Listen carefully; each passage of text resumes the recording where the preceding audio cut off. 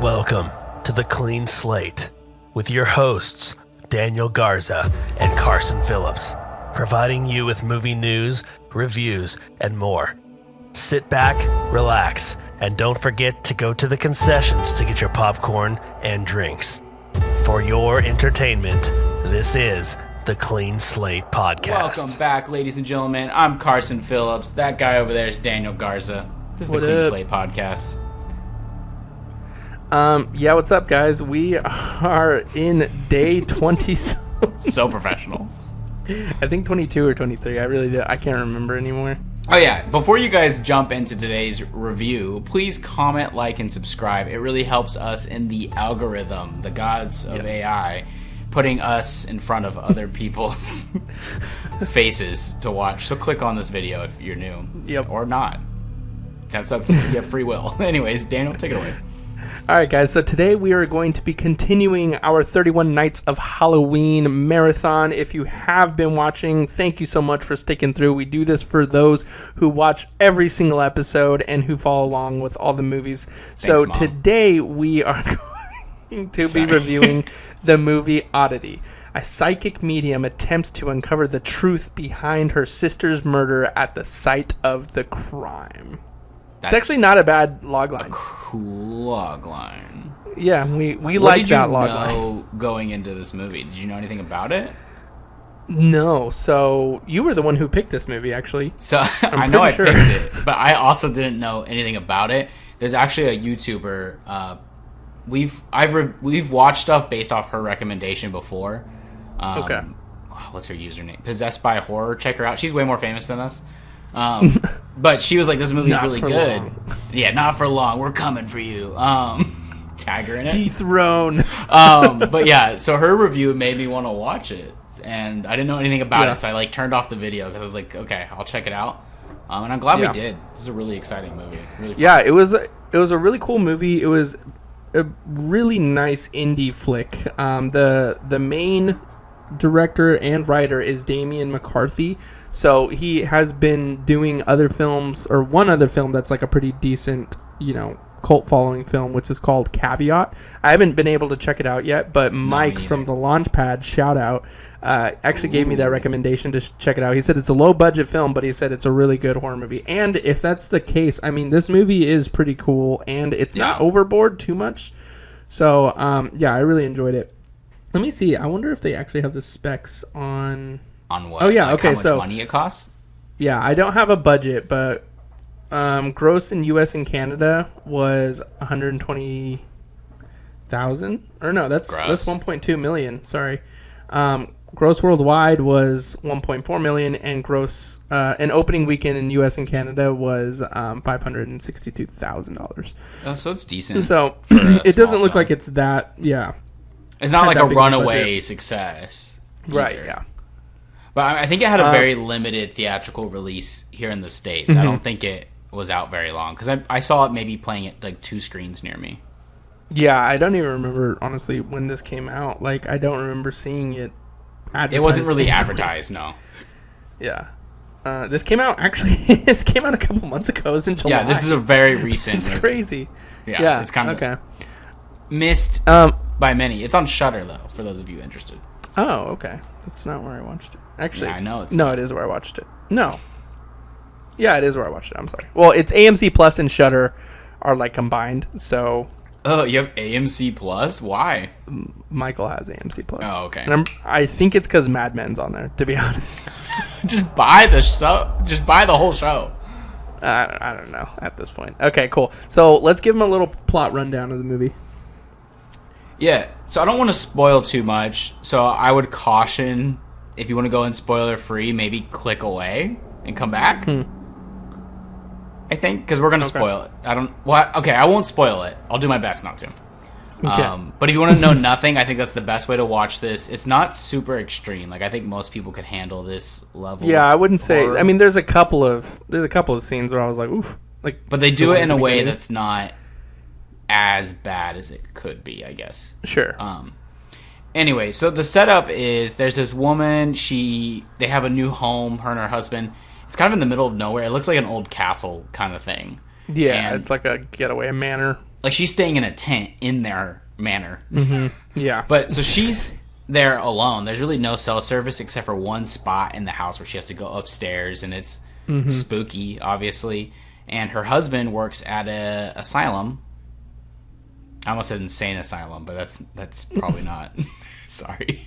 But anyway, she works at an asylum, or he works at an asylum, and he's working nights, we think. And what ends up happening is one of his clients escapes, possible, or maybe he was discharged early, is there, and he knocks on the door, and she slides it open, this little giant hatch to look out the door, which huge. Yeah, I don't need that. It was the size of his face. Yeah, he could have crawled through it almost. Yeah. But we're basically led to believe that on that fateful night she is murdered by him. We don't see what happens until much later, but fast forward, really only a few months, it seems like. The husband has moved on to a new lady, and her sister of the girl who died is like played by the same actress, actually. But, yeah. She's blind, and she's actually a medium, a spiritual medium, and she can, see things, use haunted objects, kind of like what you've seen before in like something like The Shining. Yeah. But anyways, so she starts to investigate this. She's kind of confused about why did he move on so quick away from my sister? And it turns out she wants revenge. So she shows up at his house with his new lady friend, and she happens to bring a very terrifying wooden mannequin with her. And things get crazy from there. There's some plot twists, some reveals, and violence, of course, and spookiness. But it's an interesting movie for sure. Yeah. Okay, cool. So let's go into our likes and dislikes, and why don't you start with likes first? You want me to start? Or do you want me to start? Yeah, you start. I just got done talking. I just let you lubricate my mouth a little bit, Okay. So for likes for me, in general, the setting and cinematography are always something that I look for first. So like if there is CGI in a place, like let's say for instance like The Creator, that has some obvious CGI in it, but like the cinematography is really cool. So similarly to this has this like dark tones, the dark blues and grays, which I love in a movie every time.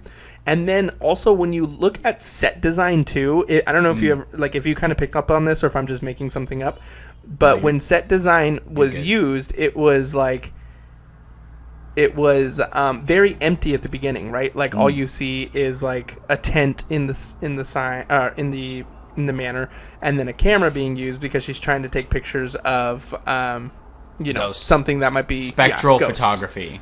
Oh, I love the use of that later. So it was a really cool use, and I mean, Carson and I talked about this already, but like the first 20-30 minutes they feel so suspenseful and intense and thriller, and I'm like, oh my god, what am I going to get into?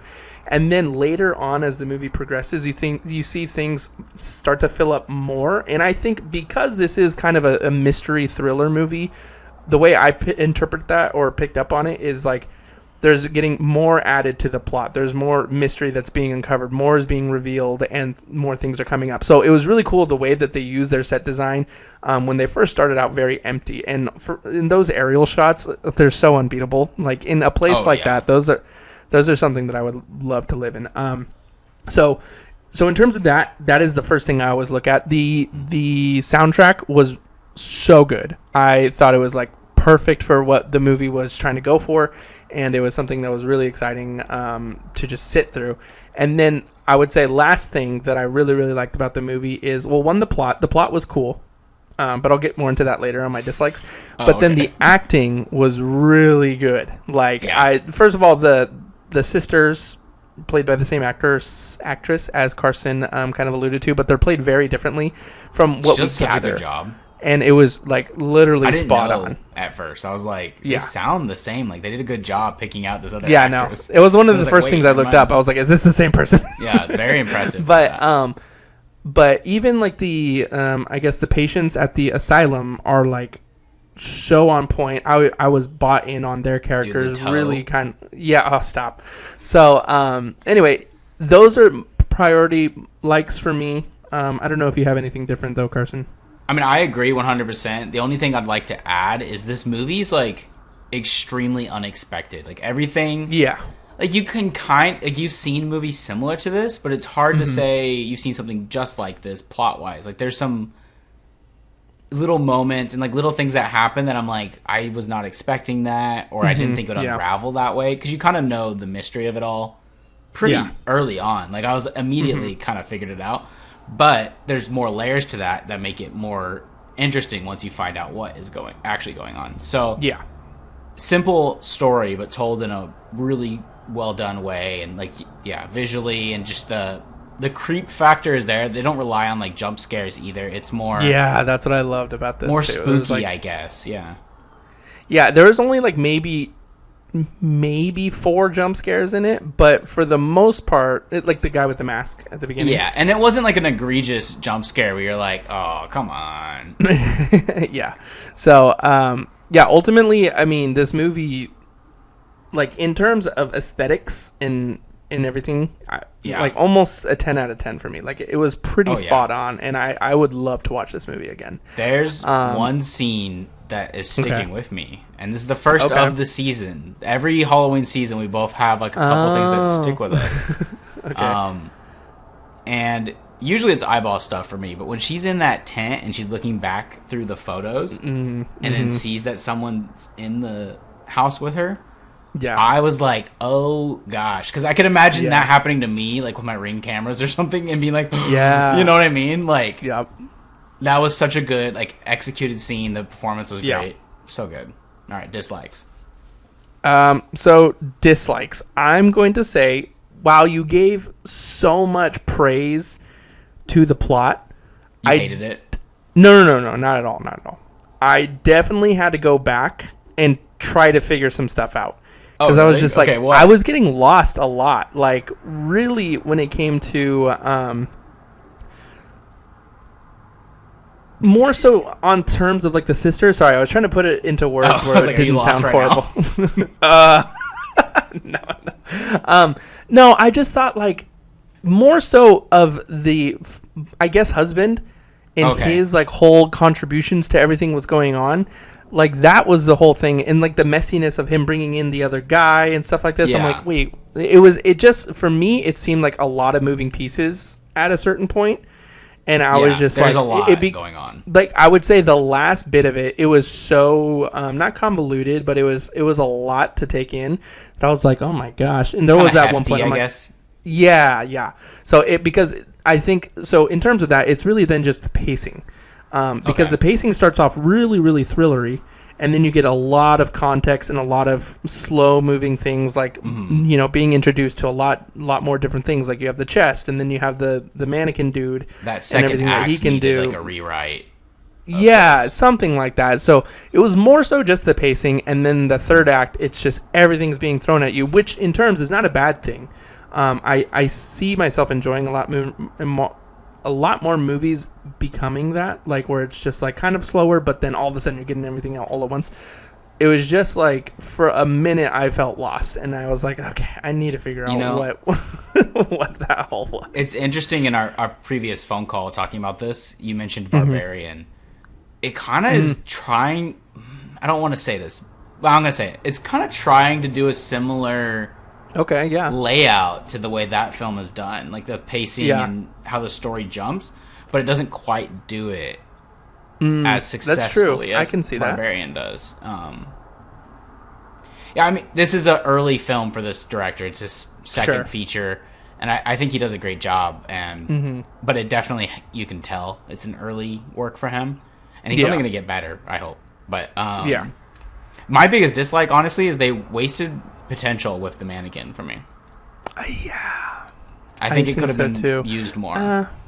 Actually, I think I hate the ending, the like final scene. I hate that so much. Really?